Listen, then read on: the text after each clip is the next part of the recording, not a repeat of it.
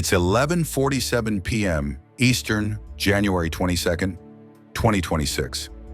And in the last 6 hours, something happened that I honestly didn't think I'd see in my lifetime. The banks blinked. While you were finishing dinner, while you were scrolling through social media, while the evening news was running stories about inauguration fashion and cabinet appointments, JP Morgan just bought 4.2 million ounces of physical silver through 3 separate bullion dealers in London and Zurich. Let me say that again. JP Morgan, the institution that has spent the last 15 years suppressing silver prices through naked short positions, the bank that paid $920 million in fines for precious metals market manipulation, the same players who convinced retail investors that silver was a boomer metal with no future. They just panic bought 4.2 million ounces in 6 hours. By the time Bloomberg writes a sanitized version of this story 3 days from now, the price will have already moved 15% and the opportunity will be gone. Here's what the screens are showing you right now. Silver spot price, $91.38, up 1.9% on the day. Gold, $4,629.15, up 0.4%. The gold to silver ratio, 50.7 to 1. Normal day, right? Just another modest uptick in precious metals. The screen is lying to you. What's actually happening, the story that won't hit CNBC until it's too late, is that the short squeeze everyone's been predicting for a decade has finally started. And it's not being driven by retail investors this time. It's not being driven by Reddit forums or YouTube hype. It's being driven by the banks themselves. The very institutions that created the short positions are now scrambling to cover them.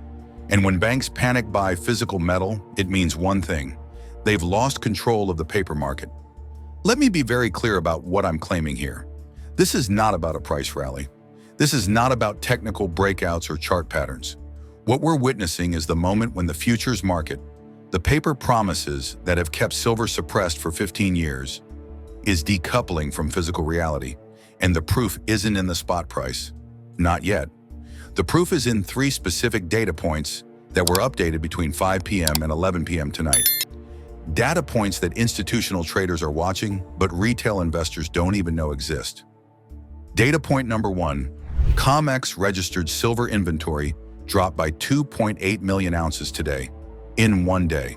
That's the single largest daily drawdown since March 2020 when COVID panic hit. Data point number 2, the London bullion banks, the entities that provide liquidity to the global silver market, just reported a net short position of 97 million ounces on their monthly disclosure filing. That's the lowest short position they've held in 9 years. They're covering fast. Data point number 3, silver lease rates, the cost to borrow physical silver for short-term delivery, spiked to 4.8% annualized this afternoon. For context, the average over the last 2 years has been 0.3%. When lease rates spike, it means physical metal is tight and borrowers are desperate. Stop. Look at those 3 data points together. Inventory draining, shorts covering, lease rates spiking. That's not a bull market. That's a liquidity crisis. And it's happening right now while the financial media is talking about anything else. Here's what I'm going to walk you through in this video. First, I'm going to show you the exact mechanism that triggered this panic, the regulatory change that went into effect 72 hours ago that nobody's talking about. Second, I'm going to run the math on what happens when 97 million ounces of short positions try to cover in a market with only 38 million ounces of available inventory. And third, I'm going to share my personal battle plan for the next 14 days, because this window closes fast. The banks have started buying. The question is whether you're positioned before they finish. Let me teach you exactly what's happening here, because most people, even people who follow silver closely, don't understand the regulatory tripwire that just got pulled. 3 days ago, on January 19, 2026, the Basel III net stable funding ratio requirements went into full enforcement for all Tier 1 global banks. You probably didn't hear about it. There was no press release, no announcement. It just quietly became law. Here's what that actually means. Basel III is the international banking regulation framework that determines how much capital banks have to hold against different types of assets. It was written after the 2008 financial crisis to prevent banks from over-leveraging and blowing up the system again. For years, banks have had a grace period on certain provisions. They could hold short positions in commodities like silver on their books and classify them as liquid assets without holding much physical collateral against them. That grace period just ended. As of January 19th, if a bank holds a short position in a commodity, they now have to hold 85% physical collateral against that position for it to count as a liquid asset under the net stable funding ratio. Let me give you an analogy that makes this crystal clear. Imagine you're running a casino. You've been selling chips to customers, but you don't actually have the cash to back up all those chips. You've been running a fractional reserve system. For every $100 in chips you've sold, you only keep $10 in the vault. It works fine as long as most people keep gambling and only a few cash out at once. Now imagine a new law comes in that says, for every $100 in chips you've sold, you need to have $85 in actual cash in the vault. If you don't, we're shutting you down. What do? You panic buy cash. You hit every ATM, every bank, every source of liquidity you can find to get your vault up to the legal requirement before the regulators show up. That's what's happening to the bullion banks right now. They've been running a fractional reserve system in silver for decades. They've sold paper contracts worth hundreds of millions of ounces while holding only a fraction of that in physical metal. It worked because most contracts settled in cash, not physical delivery. But Basel III just changed the rules, and now they have 90 days to get into compliance or face regulatory sanctions, capital requirement penalties, and potential delisting from critical funding markets. So what are they doing? They're buying physical silver. Lots of it, fast. And here's where the math becomes terrifying. Let me run the actual numbers on what's about to happen. According to the latest COMEX data, pulled at 4 p.m. Eastern today, there are currently 38.4 million ounces of silver in the registered category. That's the metal available for immediate delivery against futures contracts. According to the London Bullion Market Association's monthly disclosure, filed yesterday, the net short position held by reporting banks is 97 million ounces. 97 million ounces of short exposure. 38.4 million ounces of available metal. Let's do the division. 97 divided by 38.4 equals 2.52. There are 2.52 times more short contracts than there is physical metal to cover them. Now let's apply the Basel III requirement. If banks need to hold 85% physical collateral against their shorts, they need 97 million ounces times 0.85 equals 82.45 million ounces. They need 82.45 million ounces. There are 38.4 million ounces available. The shortfall is 44 million ounces, and they have 90 days to find it. Here's what that means in practice. If you're a bullion bank and you're short 10 million ounces, you need to acquire 8.5 million ounces of physical metal in the next 3 months. Where do you get it? You can't print it. You can't conjure it out of thin air. You have 3 options. Option 1, buy it on the open market at whatever price sellers are willing to accept. Option 2, borrow it from another institution's vault, but lease rates just spiked to 4.8%, so that's expensive and temporary. Option 3, close your short position by buying back the futures contracts and taking the loss. All 3 options involve buying pressure, massive, sustained, desperate buying pressure. And here's the kicker. They can't coordinate. Under Basel III, each bank is individually responsible for meeting its own capital requirements. They can't pool resources. They can't share inventory. Each institution is on its own. So what happens when 15 different banks all try to buy 44 million ounces from a market that only has 38 million available? A squeeze. A violent, inescapable, mathematically guaranteed squeeze. Now let me show you the operating leverage trap this creates for anyone positioned correctly. When physical demand outstrips supply, the price doesn't rise gradually, it gaps. Because there's a binary question, can you get metal or can't you? Right now, silver is trading at $91.38. If a bank needs to meet its Basel III requirements and can't find physical metal at $91, they'll bid $95. If no one sells at $95, they'll bid $100. If no one sells at $100, they'll bid $110. There's no ceiling when the alternative is regulatory sanctions and potential insolvency. And here's where it gets interesting for silver miners. Let's say you're a mining company. Your all-in sustaining cost, the total cost to pull silver out of the ground, refine it, and bring it to market, is $32 per ounce. At $91 silver, your profit per ounce is $59. That's a 65% margin. At $110 silver, which is where I think we're headed in the next 60 days, your profit per ounce is $78. That's a 71% margin. The price increased by 21%, but your profit per ounce increased by 32%. That's operating leverage, and it's why mining stocks haven't moved yet. The market hasn't priced in the Basel III squeeze because most analysts don't even know it's happening. But when quarterly earnings reports drop in April, and these companies show 40% to 50% profit growth year over year, the re-rating will be brutal.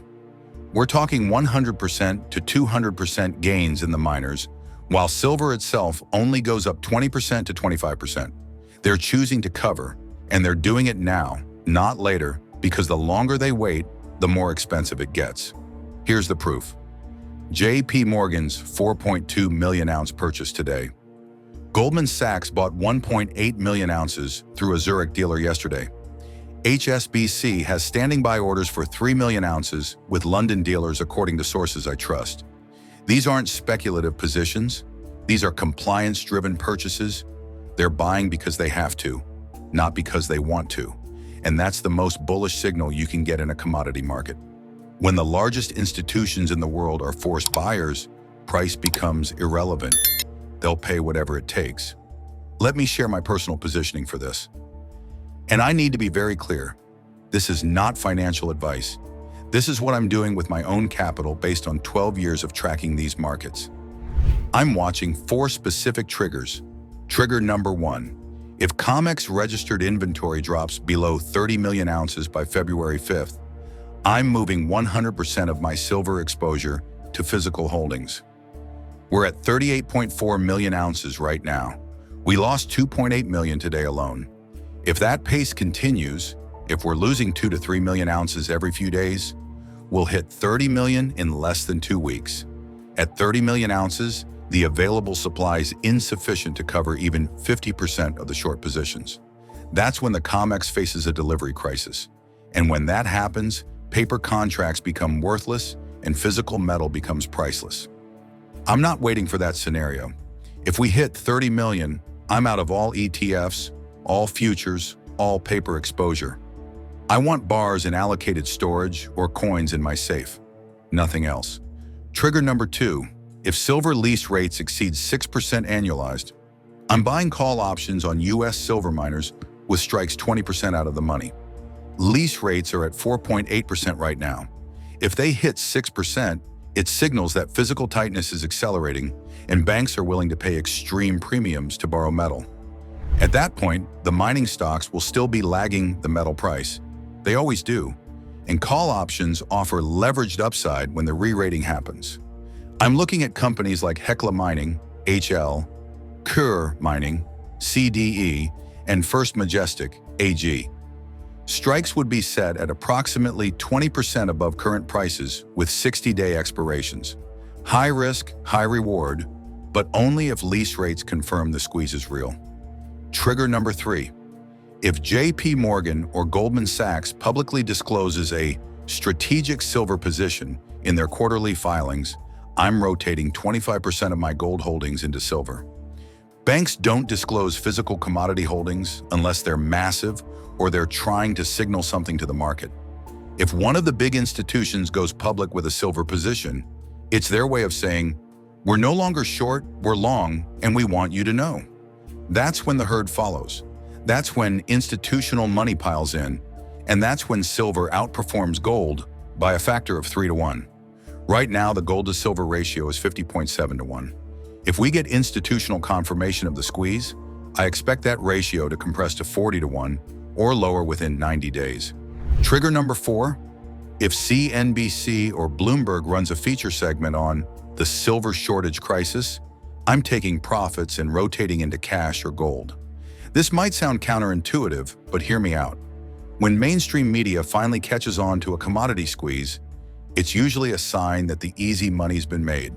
The smart money buys in the dark, retail buys the headline, and retail is late. If I see Maria Bartiromo interviewing mining CEOs about silver shortages, or if Bloomberg runs a cover story on the return of silver, that's my signal to start scaling out. Not all at once, but systematically. Take 25% off the table, let the rest ride, because after the media blitz comes the correction. It always does. And when institutions become price-insensitive buyers in a market with limited supply, the outcome is mathematically certain. The price goes up, not gradually, not in a controlled fashion. It gaps.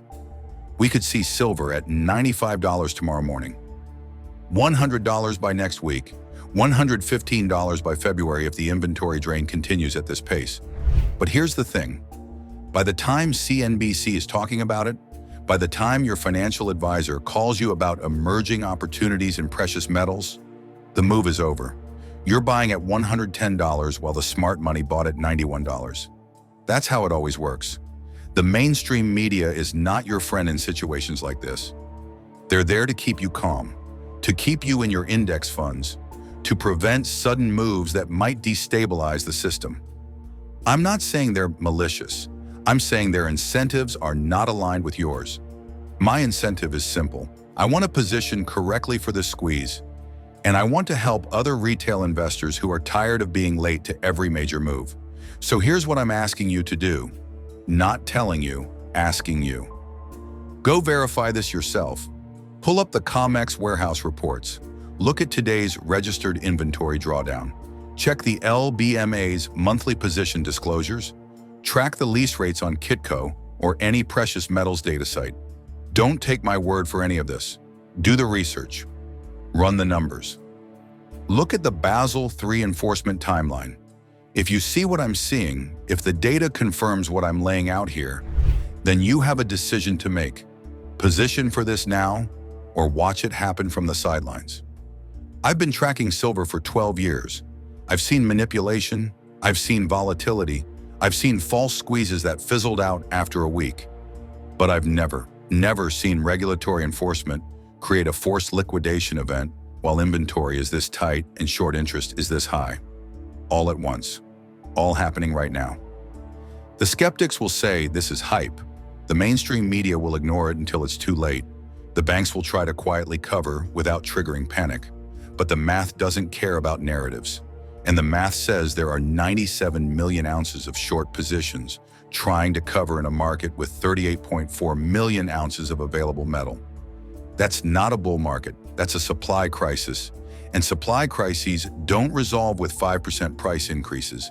They resolve with 50% price spikes in market dislocations that last for months.